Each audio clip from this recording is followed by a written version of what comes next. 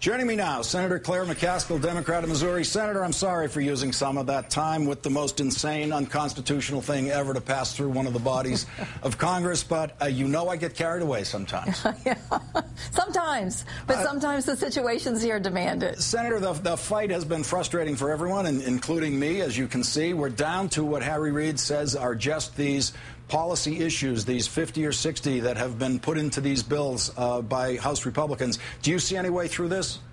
I'm very confused at this point. In fact, I feel a little duped. I've been somebody who's pushed my caucus for more cuts. I thought the original cuts that my caucus put on the table were not substantial enough. And I actually thought this was supposed to be about the money. As it turns out now, they won't take yes for an answer on the cuts, and now they want to talk about divisive social issues that, frankly, our country, reasonable people are going to disagree. We have for 40 years. We'll continue to disagree. Now is not the time to try to debate those issues. Now is the time to make sure our troops get paid and that our economy doesn't take a gut punch that it will take if the government shuts down tomorrow night. Now, President Obama said that he would be willing to sign a very short-term continuing resolution for a matter of days, just in order to keep the government funded while the negotiations continue. Is that the reasonable approach to take under these circumstances? Well, I'm going to cross my fingers that we quit playing political games on social issues and get to the business of a reasonable. We've met the Republicans. People need to remember now we have more cuts on the table than Paul Ryan and Speaker Boehner began with. We have said we'll cut more than what they originally proposed in cuts.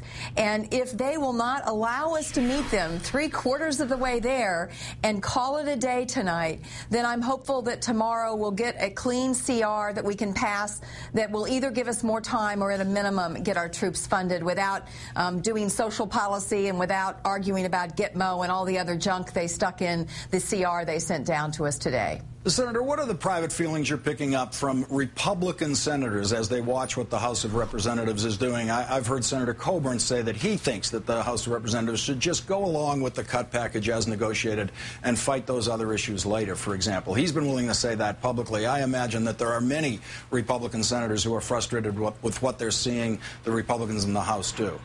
Of course. I think there is some real discomfort beginning.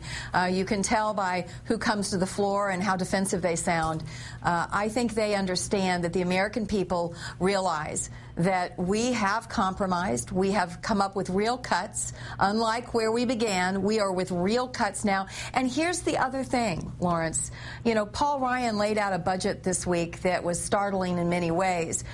We've got to worry about this year's budget. We've got to worry about long-term debt.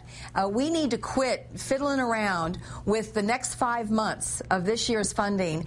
Get this done, put it to bed, and quit trying to play political games with this funding of the government. I said on the floor today, some folks that work at the VA hospital called, and these women passed their cell phone around the break room, saying to my office, please don't let our paychecks stop. We can't make our mortgages. We can't buy food for our families.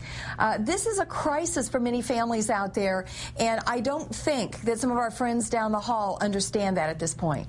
I've never seen this kind of irresponsibility in the House of Representatives before. Democratic Senator Claire McCaskill of Missouri, thank you very much for joining us tonight. Thanks, Lawrence.